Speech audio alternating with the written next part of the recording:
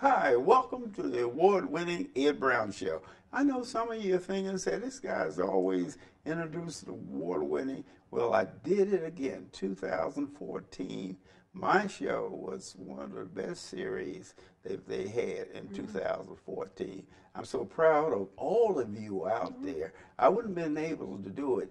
You know what I mean? It takes people like you out there that appreciate. I get stopped in the supermarket, get stopped different places, and people wants to be on the Ed Brown Show. And I like to start this out. We're going to talk about different things on the show, but the main thing is Alzheimer's. This particular month, the month of June, is Alzheimer's. We have a bill, the 400 bill by the state governor, the governor of Larry Hogan, and they have a bill there, 400. And we're going to talk about that. But before we get there, you see me here and you want to say, well, there's Ed Brown again. But hey, Ed Brown can't do it by himself. And I like to really honor the individuals that really helps me. And that's Camara Richmond and Joan Richmond. That pair. Now, Camara has a radio show. She does all of that, and then she comes and helps Ed Brown. So what I want to do is, first of all, show you this lovely trophy in which I won for 2014 for the best series. I have a few others at home, but they want me to know, what was it for? I don't know. I guess 5 or 6 I've been on the air here about 15, 20 years. So some of them say it's about time, but that's the way it goes in show business. So what I like to do first, I like to present to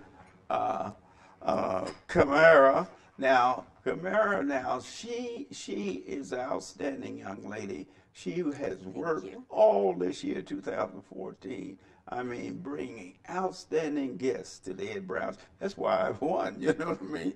Is the fact that the quality of guests that her and her mother bring. They're a team. You don't see Joan, she's in the background, but she's here. So what I'm going to do, this is a plat here of friends. I think they're the best friends that Ed Brown could have. I want to present this to you, Camara, and hopefully that you'll stay around 2015 too, because we can't do without you. And then this is a mug. I mean, what can they do? We're going to have Joan, she stays in the background, get rid of the gremlins and that type of thing, straighten the ties and make sure everything is. And then you need a production manager, and that's what Joan is doing. So I'm presenting this to Camara for your mother, because she's done an outstanding job. She has. Thank you, Mr. Brown. I'm going to be around here as long as you're here. Yeah. That's for sure. Good. You heard her make the commitment live on the Ed Brown Show. So what you want to do is that we'll get into this subject of Alzheimer's. Now, the governor is coming up with this bill that we have. It's Senate Bill 400. Now, this bill actually is by Senator Pugh, Bates, Benson, Eckhart, Feldman, Kelly, King, Madonna, Middleton, and Montgomery, Nat Pullman, and Peters, Riley, Young, all of these people, February 6, 2015, that's what they did. They made a bill actually concerning making you aware of Alzheimer's and Brain Awareness Month. This month, June, we had a young lady on, Miss Baltimore, Trebos. She has had a program, May the 9th. I mean, terrific program for Alzheimer's and Senior Support Center. Now, they had a walk on the 9th, and I mean, so many people really turned out at Watkins Park for this particular bill, and that's Bill 400. Remember, it's very important. You know, Alzheimer's, sooner or later, someone in your family is going to have Alzheimer's or something associated with Alzheimer's, just like strokes and things of that nature. So what we want to do, we want to really emphasize this month of June on Alzheimer's and make sure that you attend or get involved with some of the things. Mrs. Marge, Baltimore at 301-218-4600. Now, I'm going to read part of this bill because many times you hear about a bill, you say, what does a bill say? What is it? What is it made of? I mean, what are they talking about? You know, it's all that whereas this and whereas that. But actually what we have here, we have the whereases for the Senate bill.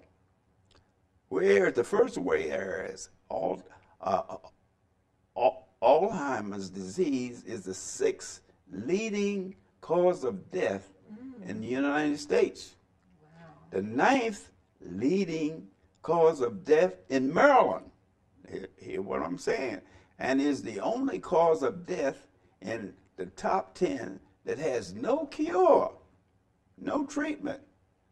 Most people, no treatment. They've heard about Alzheimer's, and they wonder, hey, wait, what have these guys been doing? Say, where's the emphasis on something that has this effect? More than 5 million people in the United States are living with Alzheimer's disease, including 97,000 Marylanders. Now, what you can do, you can get this bill. I'm not going to read it all, but I thought that was very significant. There are over 286 dedicated caregivers in Maryland who provide unpaid care at home valued at more than $4 billion, not million, $4 billion. So this is why we just taking the time out to put the emphasis on what Mrs. Baltimore did the show before as far as Alzheimer's and really get involved in it. Tell us something, Camara. Now, you've been through a tragic situation yourself with strokes and things, and all the things that are associated with the brain. And this is what we're talking about is something associated with the brain. And just like I read from this is from Senate Bill 400. This is not me. These numbers. 4 million in the United States, 97,000. And what happened? It says no bill, nothing. Nobody's doing anything about it. And that's what Ed Brown's doing. He's emphasizing it with Mrs. Baltimore. He's emphasizing on 2 shows. And this show will be shown in June. And what I want you to do is get involved and contact Miss Baltimore. Get involved into this program. Mrs. Richmond, tell us, how did your situation, you have done an outstanding job of recovery. Here you have your own radio show. You're on the Ed Brown show. And you're still out there trying to help other people survive. Mm-hmm. That's wonderful. I'd like to commend you for that. Thank you. You know, you and your mother, Joan, have done an outstanding job. When I first met them, I thought it was strike of gold, you know. I said, now, hey, I couldn't have advertised or anything, but God was in my corner. And he presented Joan and Camara to me. And I feel this is one of the things that I should emphasize all of this year. I'm starting with the show with Mrs. Baltimore, and then I'm having this show here, the first show in May, and last show in May, and just to emphasize some of the things that you need to do and be made aware of. So tell us a little about, I've been talking, I get excited, you know. Tell us about your experience. Well, I was 37 and had this massive stroke in 2004. And when you think about traumatic brain injuries, you think about, oh, someone that was in an accident. But actually, any damage to the brain is a brain injury, so that's what the stroke is. And with my stroke, it's been 10 years, but I've had a lot of therapy. I have a lot of great doctors. And what's really helped me this last year is working on your show and doing my own radio show for the last 4 years. So when you talk to my neurologist, I see her once a year, and so she kind of looks at my levels. Things that I couldn't do last year, I'm doing this year. So is that right? Yes, each year I get better and better, and we're just talking about simple cognitive function. So things that are, just kind of, not that we clear, take for granted. that you take for granted, right.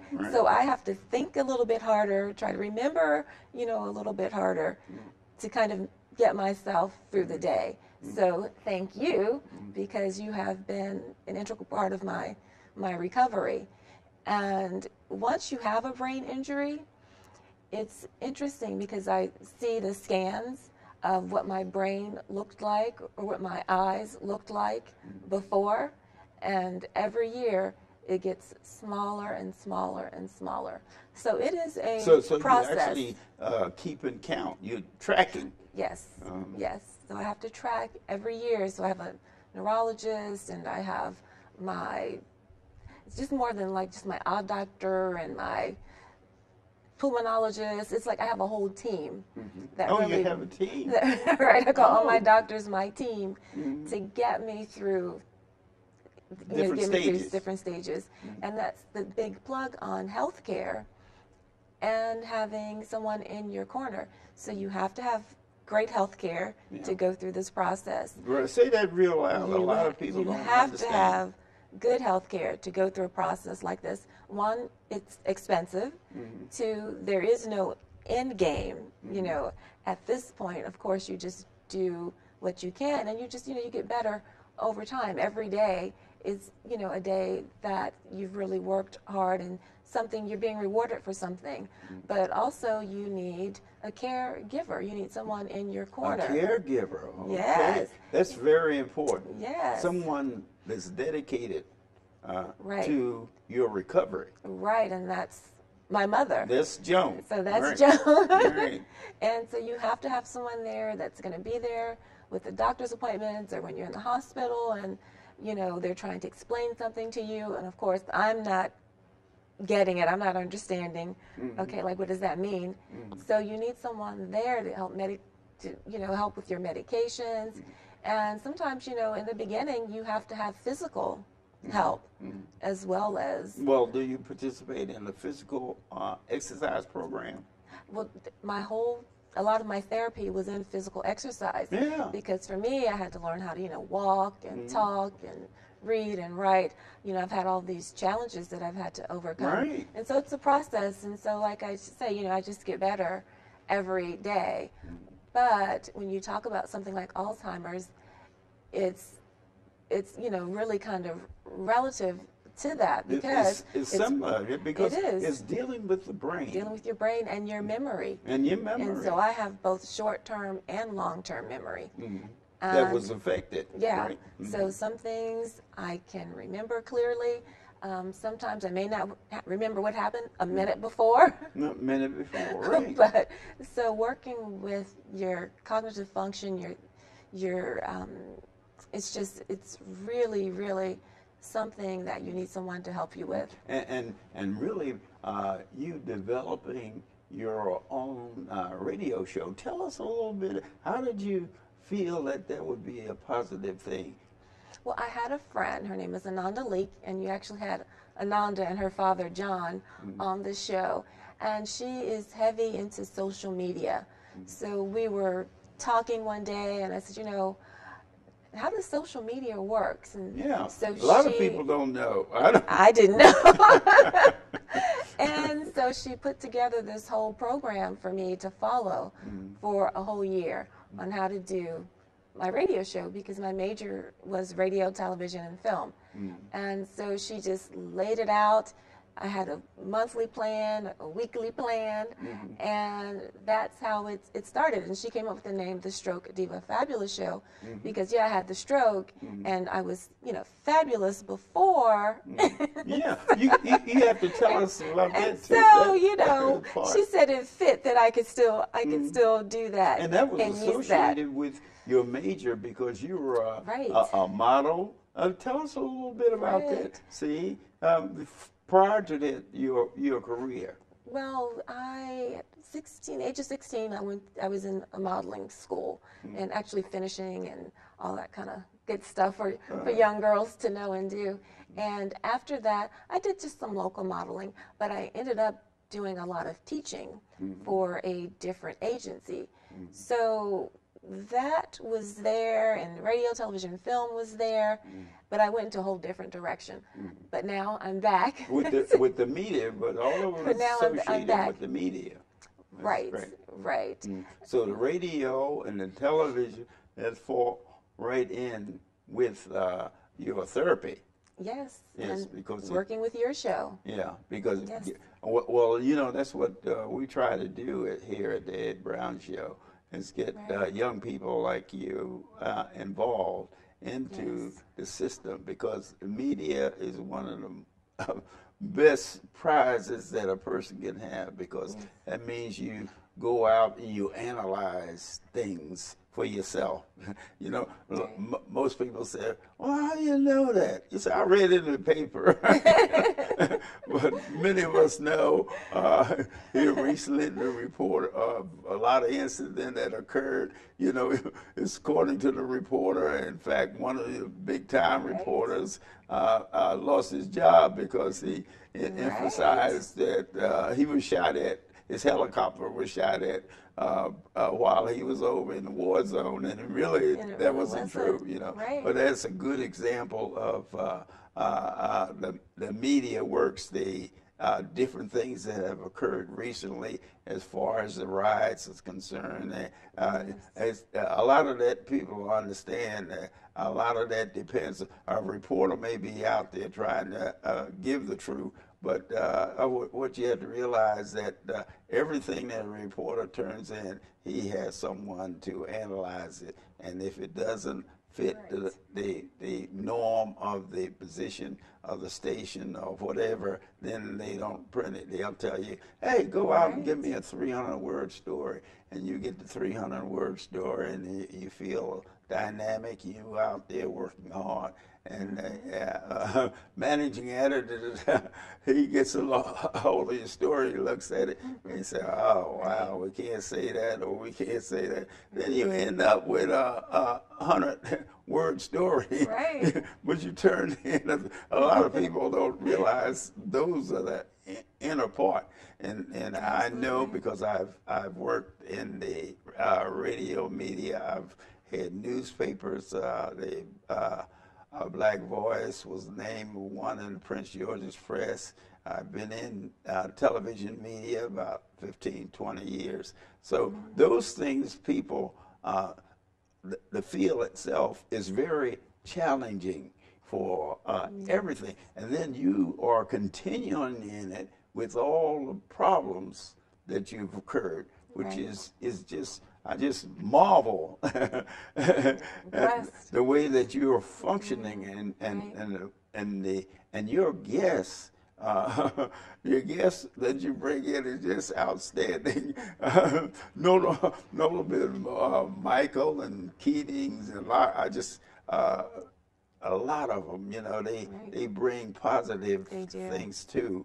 And you were able to, the thing about it, you were able to distinguish, hey, this guy is good for the Ed Brown shows. Let's say, because I don't monitor, I don't, say, oh, no, we don't want that. I feel that the media is to bring the positive things out. Most media associate themselves with negative. They jump on negative things, but I understand the financial aspects of it because it sells paper on the station or whatever, negative things. And I try to bring forth the positiveness of everybody, and the individuals that you have selected and brought on the Ed Brown Show are just fantastic. I get all kinds of calls about them returning. Say, when you gonna have her on again? You know, it's, I don't know. I said, well, I enjoyed that show. I was eating my breakfast or something, you know. And, that's great. And that makes it, your guest, that makes it so very positive, you know, when I get feedback like that. And they even suggest, hey, I want to be on your show because I have something to say. And I know you'll let me say it on the show. Just like we went into the international thing with Mike, Mike, he said, well, they said, what were we going to talk about? I said, I don't know. I said, anything come to mind? He said, that's what I'm afraid of. He said, you don't have a script? You know, no, I don't need no script, man. This is the script is behind. You know?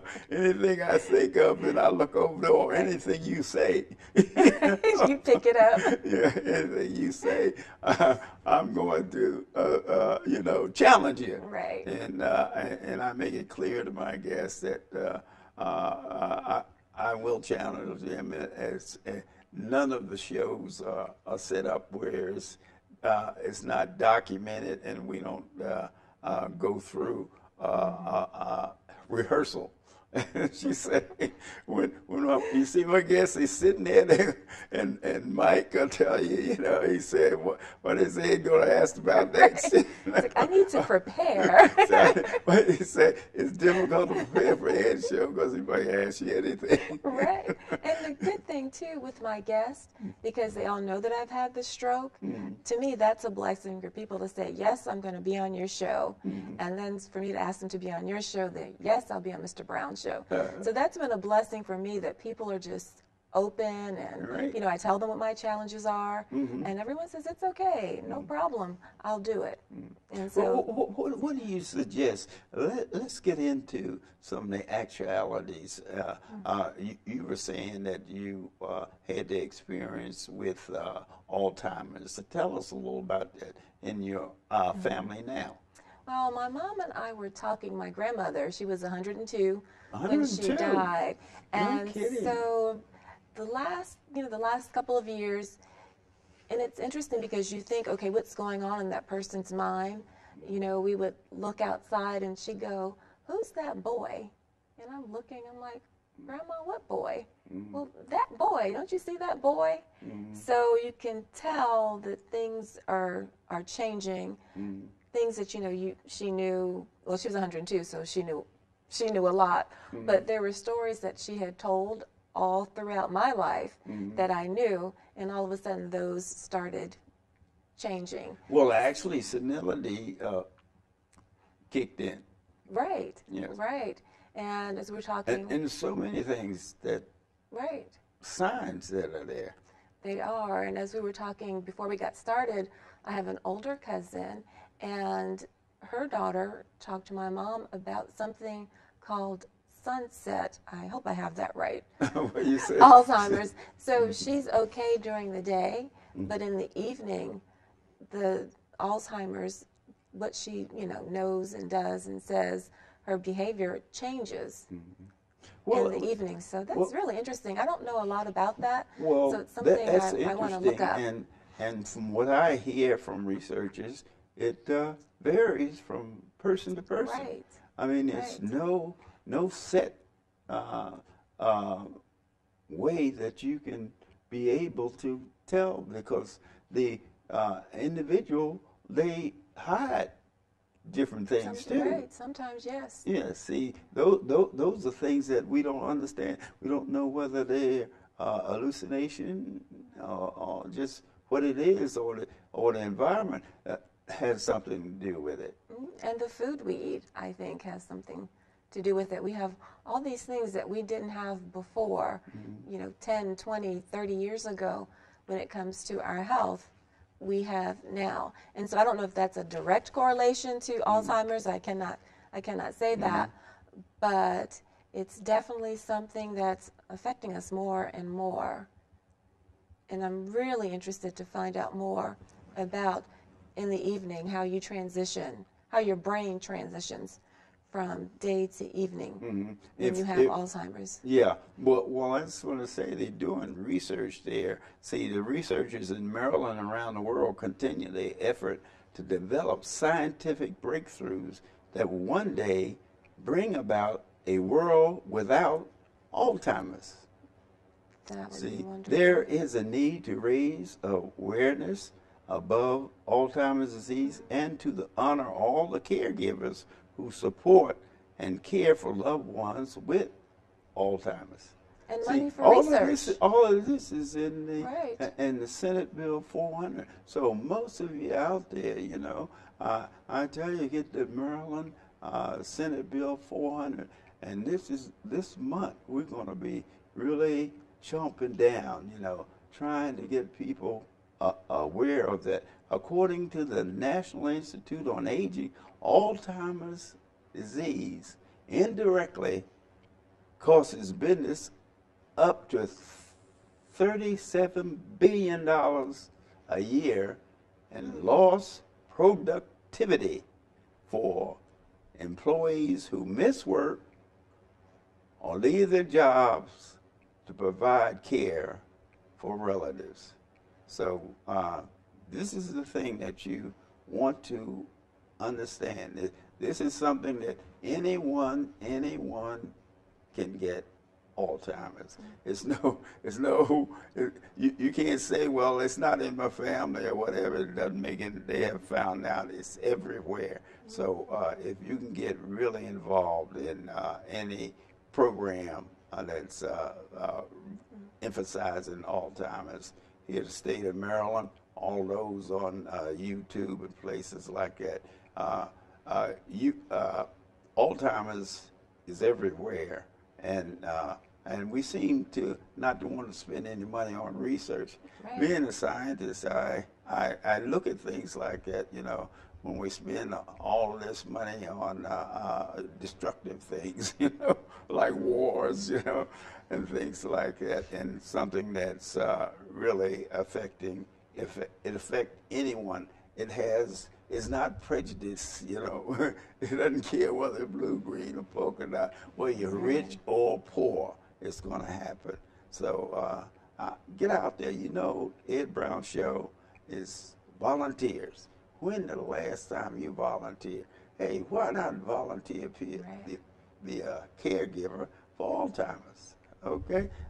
I mean, don't say yes and, you know, look around and say, I don't have time. So what do you think about young people getting involved in that? Most young people feel Alzheimer's, that's old man, old.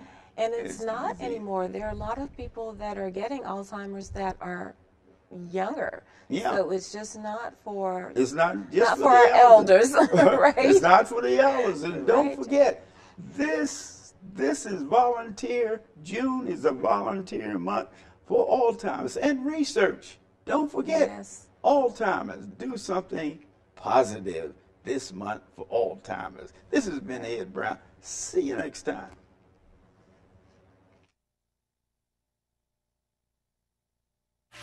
So let's join hands, book people unite. Unearth hidden passion. Come on, have a good time.